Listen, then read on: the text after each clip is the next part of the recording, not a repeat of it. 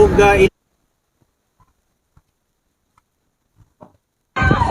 ilado man ang mga Cebuano, mga Bisaya nga mubangon man gyud ta. Tinabangay lang ta. Ug akon muli nananawagan rin po ako sa national government. Huwag pong pabayaan dito sa Visayas. Nandito po ang bulto ng tinamaan po ng typhoon na Nananawagan ka sa national government, ikaw rin naman ay nasa gobyerno. Diba? Tumulong ka na lang. Hindi yung magpapaipal ka para lang ikaw ay makilala. Huwag ka na manawagan sa gobyerno dahil ikaw rin naman ay nasa gobyerno. Diba? Ngayon mo ipakita, Senador Bongo, na kaya mo tumulong.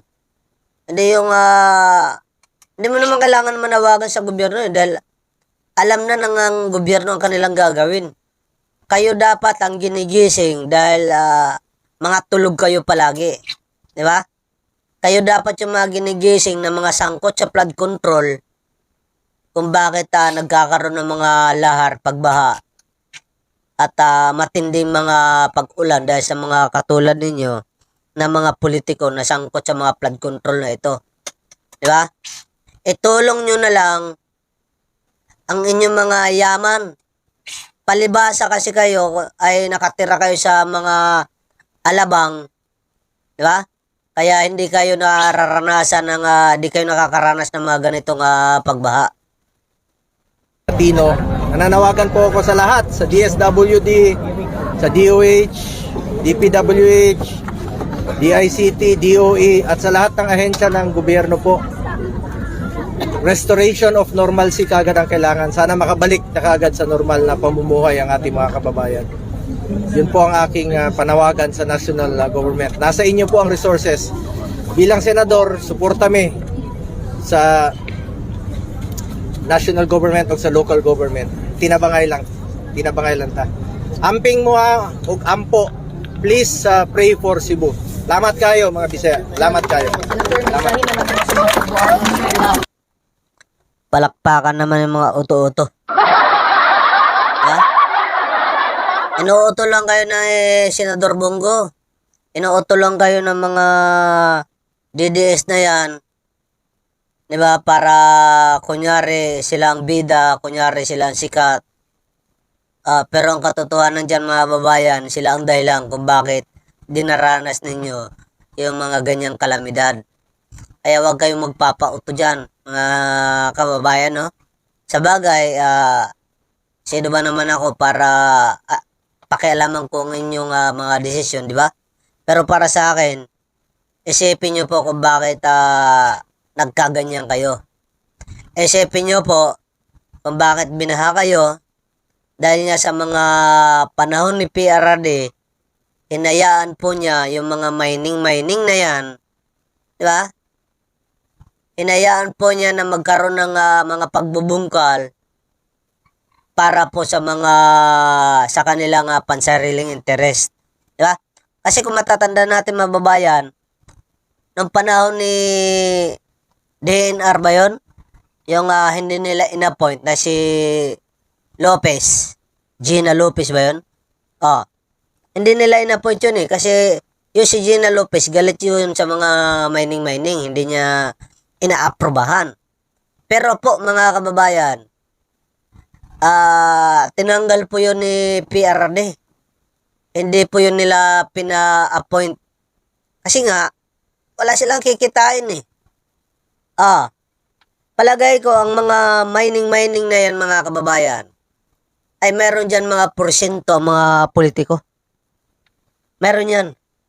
Kaya hinahayaan po nila na kailangan yung mga mauupo dyan ay bibigyan po sila ng mga porsyento na yan. Kasi pira na naman bulsa na naman ang iniisip ng mga hayop na ito Diba? Kaya nagpapatuloy sa ganyan yung kalakaran sa bansa natin. Dapat talaga dyan, patayin, diba? Bitayin. Kailangan talaga may parusa tayong kamatayan dito sa bansa natin, mga kababayan. Kasi nakakalungkot ang sitwasyon kapag ganito nang nakikita natin na Dahil sa mga mining, dahil sa mga nakawan, dahil sa mga, di ba? Porsyento-porsyento. Kaya ang nahihirapan yung mga kababayan natin. Isang beses lang naman sila tutulong eh. Halimbawa, nasunugan ka ngayon. Or binaha. Di ba? Namatay dahil sa lahar. Isang beses ka lang nila tutulungan. Ito mga politiko na to. Tulad yan, si Bongo, Pato de la Rosa, at yung iba pa na mga politiko na tutulong. One time lang yan. Isang beses lang po sila tutulong sa loob ng kanilang 6 na taon na termino. Lalong-lalo na kung isang beses lang din kayo masasalanta, mga kababayan. Lagi niyo po yan tandaan. Di ba?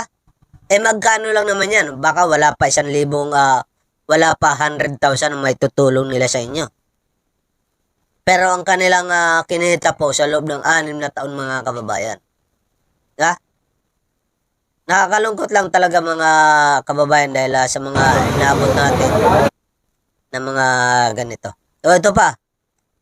Dahil sa mga, ito, tinan nyo ito, mga kababayan. Panoorin nyo ito kung gaano nakakalungkot. Sa Negros Island to. Ayan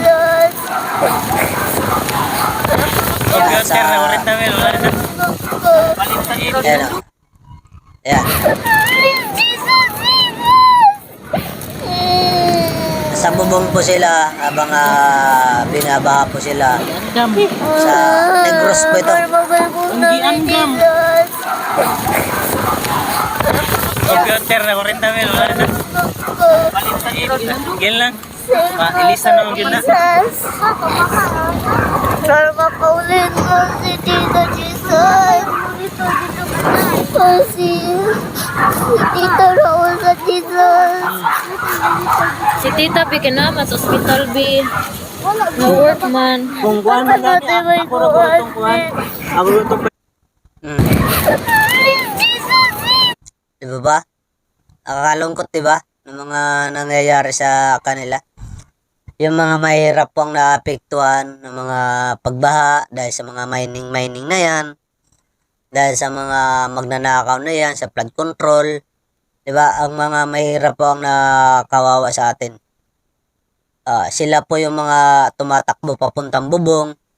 Itong mga politikong ito, mga babayan, wala yan dyan. Hindi yan nakatira dyan sa mga probinsya.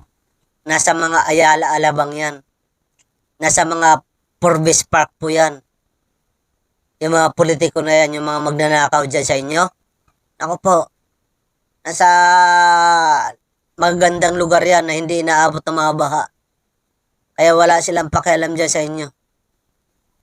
Dahil siguro, dahil sa mga nagpapabayad kayo tuwing eleksyon, kaya kasama na rin yan sa pagpapaalala sa inyo.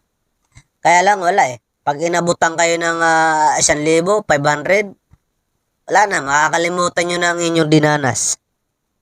Yan ang masakit din na nangyayari sa atin, mga babayan.